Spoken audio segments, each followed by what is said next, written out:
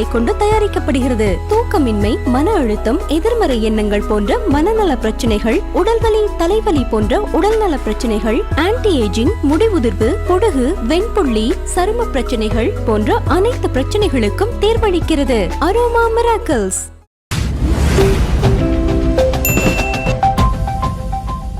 தலபாணியில சொல்லணும் அப்படின்னு சொல்லிட்டு ஒரு டைலாக் ஒன்று சொல்றாரு, நீயா தோத்துட்ட அப்படின்னு நம்புற வரைக்கும் ஓடிக்கிட்டே இருக்கணும் அப்படின்ட்டு.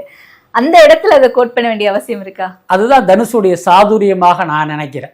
என்ன காரணம் அப்படின்னா, இன்னைக்கு விஜய் ஆட்சியில் இருக்காரு. இப்போ நாம அரசியலுக்கு வரப்போறோம். அப்போ நமக்கு பின்னால் இருக்கிற கூட்டம் மட்டுமே நமக்கு பத்தாது. அப்போ இன்னொரு சக்தி, இன்னொரு ஃபோர்ஸ் நமக்கு வேணும். அந்த ஃபோர்ஸாக தனுஷ் நினைப்பது அஜித் ரசிகர்களை. எல்லாத்துக்கும் மேலே விஜய் அரசியலுக்கு வந்ததுனால அஜித் ரசிகர்கள் நிச்சயமாக விஜய் ஆதரிக்க மாட்டாங்க. அது அல்லாமல் அவங்க ஓட்டு போட போகும்போது யாரோ ஒருத்தருக்கு தான் போட போகிறாங்க. விஜய் மேலே உள்ள கோபத்தில் ஒன்று திமுகவுக்கோ அதிமுகவுக்கோ பாஜகவுக்கோ போட போகிறாங்க. ஸோ அந்த வாக்குகளை தன் பக்கம் திருப்புவதற்காக இப்படி ஒரு விஷயத்தை பேசியிருப்பாருன்னு தான் நான் நினைக்கிறேன். அதாவது என்னென்னா, அஜித்தை பிரைஸ் பண்ணி பேசியதன் மூலமாக அஜித் ரசிகர்களுடைய குட் புக்கில் இடம் பிடிக்கிறது. அதன் மூலமாக அவர்களுடைய ஆதரவை தனக்கு தேவைப்படும் போது தன் பக்கம் திருப்புவது. இதை ஒரு உத்தியாக செயல்படுத்த நினச்சி தான் அப்படி ஒரு பேச்சு பேசியிருப்பாருன்னு நான் நினைக்கிறேன். அது தற்செயலாக அல்லது ஒரு கைத்தட்டல் வாங்குவதற்காக சொன்ன விஷயமா நான் நினைக்கல. அதுக்கு பின்னால் தனுஷனுடைய ஒரு மிகப்பெரிய கால்குலேஷன் இருக்குன்னு தான் நான் நினைக்கிறேன். தளபதி அப்படின்ற ஒரு வார் இருந்தாலும் கூட விஜய் அவர்களுடைய ரசிகர்கள் மட்டுமல்லாம அஜித்தினுடைய ரசிகர்களுமே சில பேர் அஜித்தே கடவுளே, விஜயே முதல்வரே அப்படின்ற முழக்கங்கள் இட்டு விஜய் அவர்களுக்கு ஆதரவு தெரிவிக்கிறதெல்லாம் நம்ம பார்த்தோம். ஸோ அப்படி இருந்தும் அந்த ஆதரவு நமக்கு கிடைக்கும் அப்படின்னு நம்புறாரா? அதாவது நல்லா புரிஞ்சுங்க. ஏன்னா சூப்பர் ஸ்டார் விவகாரத்துல ரஜினி அவர்களுடைய ஆதரவாளர்கள் தனுஷ் அவர்களுக்கு ஆதரவு கொடுப்பாங்க அப்படிங்கறதுல ஒரு லாஜிக் இருக்கு. இதுல என்ன லாஜிக் இருக்கு? அதாவது முதல்ல புரிஞ்சுங்க, இந்த அஜித் வெர்சஸ் விஜய், அஜித் ரசிகர்கள் வெர்சஸ் விஜய் ரசிகர்கள், இந்த மோதல்ங்கிறது நீண்ட காலமாகவே இருக்குது. ஒரு சில ரசிகர்கள் பார்த்திங்கன்னா ரொம்ப பக்குவப்பட்டு, சினிமா வேற அரசியல் வேற, இன்னொன்று அஜித்தும் விஜயுமே நண்பர்கள் தான், அதனால் நான் விஜய் கட்சிக்கு ஆதரவு கொடுப்பேங்கிற நிலைப்பாடை எடுத்த அஜித் ரசிகர்கள் பார்த்திங்கன்னா ரொம்ப ரொம்ப சொருப்பம். மற்றபடி பார்த்திங்கன்னா விஜயை எதிரியாக நினைக்கிற அஜித் ரசிகர்கள் தான் அதிகமாக இருக்காங்க.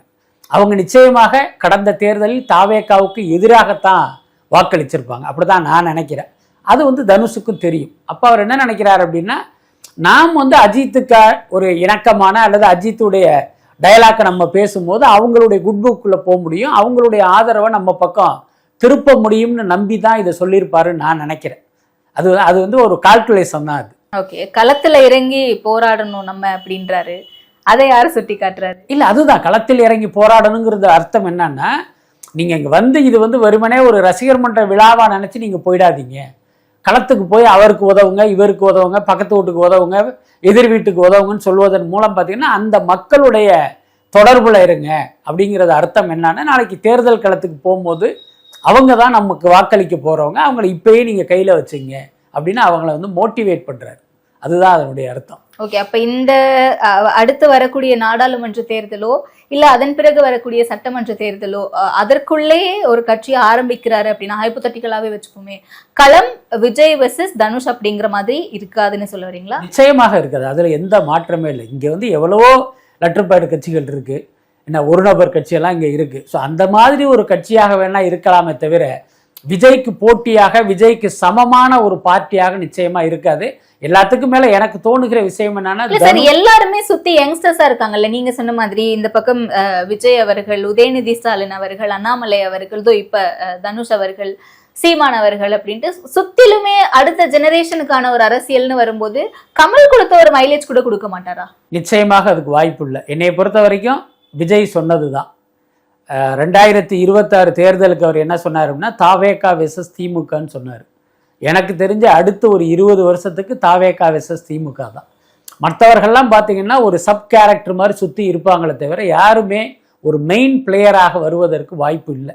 உதாரணத்துக்கு இப்போ தனுஷே இருந்தாலும் என்னுடைய அனுமானமாக சொல்கிறேன், ஒரு தனிக்கட்சி தொடங்கி அரசியலுக்கு வருவதற்கான வாய்ப்புங்கிறது ரொம்ப ரொம்ப குறைவு.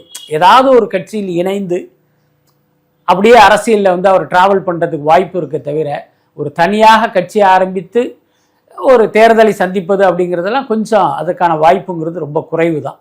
ஓகே. அண்ட் அங்க இருக்கக்கூடிய ரசிகர்களையுமே கூட வெல் ஆர்கனைஸ்டா அவர் வந்து வழி நடத்தி பேசினாரு அப்படிங்கறத பார்க்க முடிஞ்சது.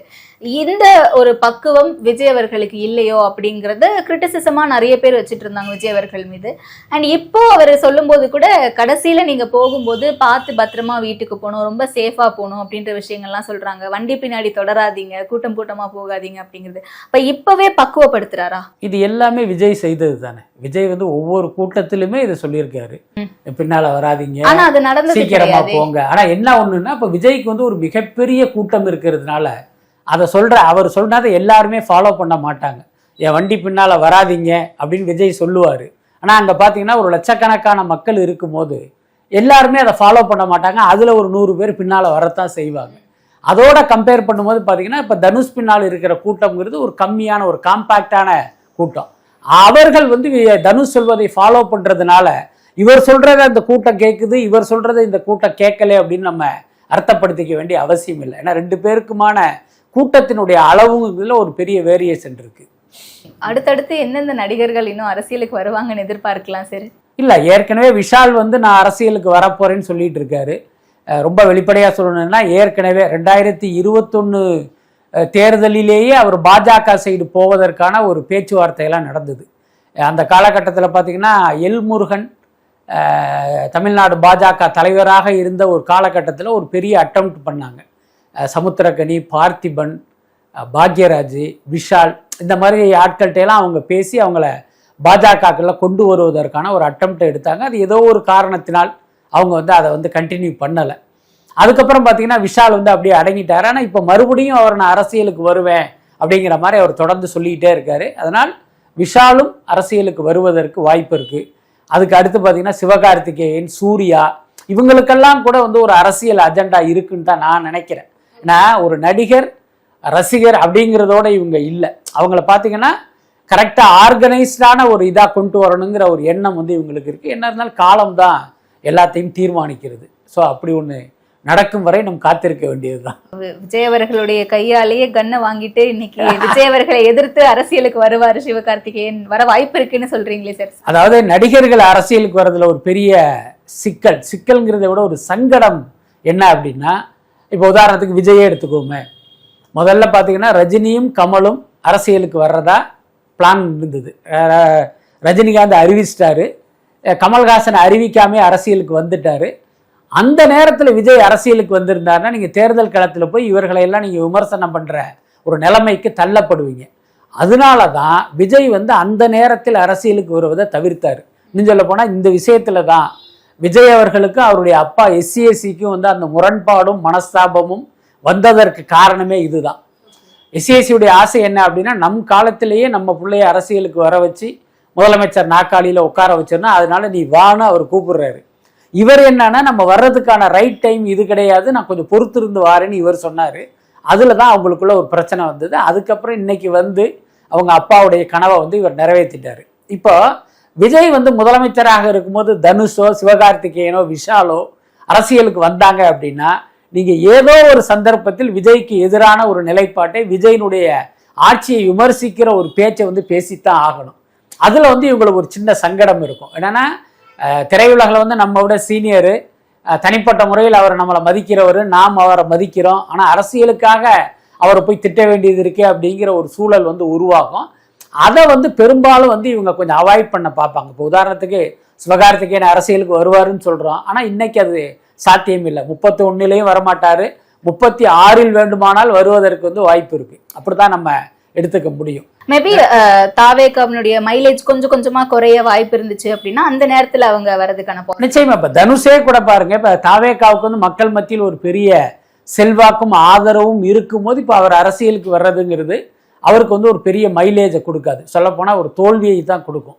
அப்ப நீங்க என்ன பண்ணணும்? அதனாலதான் உஷாரா மக்கள் இயக்கம் மாதிரி கட்சி கொடி, ஐ மீன் லைக் இயக்க கொடி, மன்ற கொடி மட்டும் அறிவிச்சிருக்காரு. இல்ல, அதுதான் இங்க என்ன இருந்தாலும் இப்போதைக்கு அவர் அரசியலுக்கு வரமாட்டார். இன்னொரு 2-3 வருடங்கள் அப்படி இல்லைன்னா 31 தேர்தல் அப்படின்னா அதுக்கு 1 வருஷத்துக்கு முன்னே, கிட்டத்தட்ட விஜயனுடைய ஸ்டைலில் தேர்தலுக்கு ஒரு வருஷத்துக்கு முன்னே அதை கட்சியாக அறிவிக்கிறது. ஸோ அந்த மாதிரியான விஷயங்கள் பண்ணுவதற்கு வாய்ப்பு இருக்குது. ஆனால் இதில் என்ன முக்கியம்னா, இந்த விஜயனுடைய ஆட்சி காலம், தாவேக ஆட்சி காலத்துல மக்கள் கிட்ட இருந்து ஒரு பெரிய அதிருப்தி இல்லை, ஒரு நல்லாட்சியை கொடுத்துட்டாரு அப்படின்னா 2031 தேர்தலை முன்னிட்டு எத்தனை பேர் கட்சி ஆரம்பிச்சாலும் விஜயை வந்து வீழ்த்த முடியாது. சோ அப்படி ஒரு சிக்கல் இருக்கு. பட் இதையெல்லாம் பார்த்துதான் அவங்க காலை வைப்பாங்கன்னு நினைக்கிறேன். தமிழ்நாட்டை பொறுத்த வரைக்கும் எந்த அரசியல் கட்சி புதிதா துவங்கப்பட்டாலும் இவங்க பாஜகவினுடைய பி டீம் அப்படின்ற ஒரு சாயம் பூசப்படுது. அது உண்மையா என்னன்னு நமக்கு தெரியாது. பட் அப்படியான ஒரு பிம்பம் இங்க இருக்கு. அந்த வகையில தனுஷ் அவர்கள் மீது ஏதாவது சாயம் பூசப்படும் அப்படின்னு நம்புறீங்களா? ஏன்னா இப்ப சமீபத்துல தான் ராயன் திரைப்படத்துக்கு நேஷனல் அவார்ட்லாம் கிடைச்சிருக்கு. அதுக்கே நிறைய கிரிட்டிசிசம்ஸ் வந்துட்டு இருக்கு. எவ்வளவோ நல்ல திரைப்படங்கள் இருக்கும்போது ராயன் திரைப்படமும் நல்ல திரைப்படம் தான், பட் அதை விட பெஸ்டான மூவிஸ் இருக்கும்போது இதுக்கு ஏன் கொடுக்கணும் அப்படின்ட்டு. ஸோ இந்த நேரத்துல இப்படியான ஒரு அறிவிப்பை எப்படி பார்க்கலாம்? இல்ல, ஆல்ரெடி சாயம் பூசப்பட்டு விட்டது அப்படிங்கிறது தான். முக்கியமாக காவி சாயத்தை ஆல்ரெடி பூசிட்டாங்க.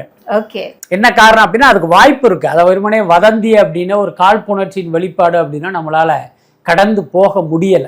அதுக்கு வந்து பல காரணம் இருக்கு. முதல் காரணம் என்னன்னா, இப்ப நீங்கள் குறிப்பிட்ட இந்த தேசிய விருது, அதுல பாத்தீங்கன்னா ராயன் படத்துக்கு ஒரு விருது கொடுத்துருக்காங்க. அது சிறந்த மாநில மொழி திரைப்படம். ஆனா நீங்க யோசிச்சு பார்த்தீங்கன்னா அதை விட தகுதியான படங்கள்லாம் இங்க இருக்கு. அதுக்கப்புறம் கேப்டன் மில்லருக்கு ஒரு விருது கொடுக்குறாங்க. தனுஷுக்கு பார்த்தீங்கன்னா ஒரு ஸ்பெஷல் கேட்டகரியில் கொடுக்குறாங்க. இது எதுவுமே அவசியம் இல்லாத ஒன்று. இப்போ தனுஷை வந்து நீங்கள் சிறந்த நடிகர்னு நினச்சிங்கன்னா சிறந்த நடிகர் விருதே நீங்கள் ஷேர் பண்ணி கொடுக்கலாம், ஸ்பெஷல் ஜூரி. ஆனால் இவருக்கு பார்த்தீங்கன்னா ஸ்பெஷல் ஜூரி, ஸ்பெஷல் மென்ஷன் அப்படின்னு இவங்க ஒரு கேட்டகரியை உருவாக்குறாங்க. அதுக்கப்புறம் அந்த கேப்டன் மில்லர் படம் நீங்கள் போய் பார்த்தீங்கன்னா தெரியும், அந்த படம் ஒரு வன்முறையின் உச்சம்.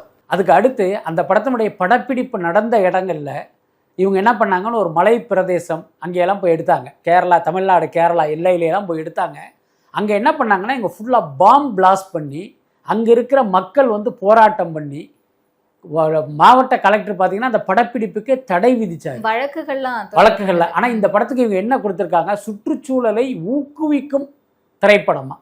அந்த படத்தினுடைய கதையும் அது கிடையாது, அப்படி ஒரு காட்சி அந்த படத்தில் கிடையாது. அப்போ இந்த படத்துக்கு விருது கொடுக்கணுங்கிறதுனால செயற்கையாக ஒரு கேட்டகரியை உருவாக்கி இந்த படத்தை கொடுக்குறீங்க. நீங்கள் யோசிச்சு பாருங்க, ஒரு பாஜகவை சேர்ந்த ஒரு நடிகருக்கு, இப்போ சரத்குமார் இருக்காருன்னு வச்சுங்களேன், அவருக்கு விருது கொடுக்கணும் அப்படின்னு பாஜக அரசு நினைச்சா இந்த மாதிரி ஏதாவது ஒரு காரணத்தை சொல்லி விருது கொடுக்கலாம், ஏதாவது ஒன்று கொடுத்துருக்கலாம். ஆனால் தனுஷுக்கு கொடுக்கறதுக்கு நீங்க இவ்வளவு கஷ்டப்படுறீங்க, ஏன் ஒரு புது கேட்டகரியை உருவாக்குறீங்க? அப்போ நமக்கு என்ன தோணுது அப்படின்னா, பாஜக தனுஷை வந்து டார்கெட் பண்ணுறாங்க. ஏன் இவ்வளோ நடிகர்கள் இருக்கும்போது தனுஷை மட்டும் பண்ணுறாங்க அப்படின்னா அதுக்கு ஒரு காரணம் இருக்குது. இவர் ஒரு ஆன்மீகவாதியாக தன்னை அடையாளம் காட்டுறாரு. எல்லாத்துக்கும் மேலே ரஜினியுடைய மருமகனாக இருந்தவர், ரஜினி பக்கத்தில் இருந்து அவருடைய ஆன்மீக அரசியலை அட்மையர் பண்ணியிருக்கார், ரைட்டா? அப்போ இவரை நம்ம ரெடி பண்ணி அரசியலுக்கு இறக்கணும் அப்படின்னா ரஜினி எடுத்துகிட்டு வர்ற நினச்சேன். ஏன்னா ரஜினியை நம்ம தான் தயார் பண்ணோம், அவர் கடைசி நேரத்தில் காலை வாரிட்டார். அதே மாதிரி இவரையும் வந்து நம்ம ரெடி பண்ணோம்னா இவர் ஆன்மீக அரசியலை தமிழ்நாட்டுக்குள்ளே எடுத்துகிட்டு வருவாருங்கிற நம்பிக்கையில் தனுஷை வந்து பாஜக ஒரு கருவியாக பயன்படுத்துவதற்கு வாய்ப்பு இருக்குது. எல்லாத்துக்கும் மேலே அன்னைக்கு நடந்த கூட்டத்தில் திடீர்னு வந்து இவருக்கு தேசப்பற்று பொங்கி ஜெய்ஹிந்த் அப்படின்னு சொன்னதெல்லாம் நீங்கள் பார்த்துருப்பீங்க. ஏன்னா இதுக்கு முன்னே தனுஷ் வந்து எங்கேயுமே அப்படியெல்லாம் ஜெய்ஹிந்தெல்லாம் சொன்னதே கிடையாது. ஓம் நமச்சிவாயா அப்படின்னு போயிட்டு இருப்பாரு. இப்போ பார்த்தீங்கன்னா ஓம் நமச்சிவாயாவும் வருது, ஜெய்ஹிந்தும் வருது. ஸோ இதையெல்லாம் வச்சு பார்க்கும்போது பாஜக இவரை கையில் எடுத்திருப்பாங்களோன்னு ஒரு சந்தேகம் இருக்கு. முதலமைச்சர் ஜோசப் விஜய் அவர்களே பாஜக தான் இருக்குது, தமிழ்நாட்டில் பாஜக ஆட்சி தான் நடக்குது அப்படின்ற கிரிட்டிசிசம்ஸும் இருக்குல்ல சார்? இல்லை, அந்த விமர்சனத்தில் வந்து நியாயமும் இல்லை அர்த்தமும் இல்லைன்னு நான் ரொம்ப நாளாகவே சொல்லிக்கிட்டு இருக்கேன். அதாவது ஆரம்பத்தில் விஜய் அரசியலுக்கு வரும்போது அப்படி ஒரு சந்தேகம் இருந்தது. ஆனால் அவருடைய அடுத்தடுத்த செயல்பாடுகளை எல்லாம் வச்சு பார்க்கும்போது அது ஒரு அர்த்தமற்ற சந்தேகம்ங்கிறதே நிரூபணம் ஆயிடுச்சு. உதாரணத்துக்கு தாவேகா தொடங்கும் போதே பாஜக எங்களுடைய கொள்கை எதிரி அப்படின்னு சொல்லி தான் இவர் கட்சியை ஆரம்பித்தார். நீங்கள் அரசியல் எதிரி திமுக, அதை எப்போ வேணாலும் நீங்கள் மாற்றிக்கலாம். எங்கள் போன தேர்தலில் இவர் அரசியல் எதிரின்னு சொன்னேன், ஆனால் இன்றைக்கி பார்த்தீங்கன்னா இவர் இல்லை அவர் தான் எதிரின்னு கூட நீங்கள் மாற்றிக்கலாம். ஆனால் ஒரு கொள்கை எதிரியாக முன்னிறுத்திய ஒரு கட்சியை வந்து நீங்கள் நாளைக்கு பக்கத்தில் வச்சுக்கிறதா அவங்களுக்கு ஒரு ஆதரவான நிலைப்பாட்டை எடுக்க முடியாது. அது அந்த கட்சியினுடைய அடிப்படை கொள்கையை ஆட்டம் காண வைக்கிற ஒரு விஷயம். அதனால் விஜய் மேல் எழுந்த சந்தேகம் அப்படிங்கிறது அது ஒரு அர்த்தமற்ற சந்தேகம் தான். ஆனால் தனுஷ் மீது இன்றைக்கு எழுந்திருக்கிற சந்தேகத்துக்கு காலம்தான் பதில் சொல்லும். ஓகே, ஸோ அப்போ பொறுத்திருந்து காலம் என்ன பதில் சொல்ல போகுது, அரசியலுக்குள்ள நிஜமாவே வரப்போறாரா இல்லையா அப்படிங்கிறத பார்ப்போம். தெளிவான விளக்கங்களை கொடுத்தீங்க, நேரத்திற்கு நன்றி. நன்றி.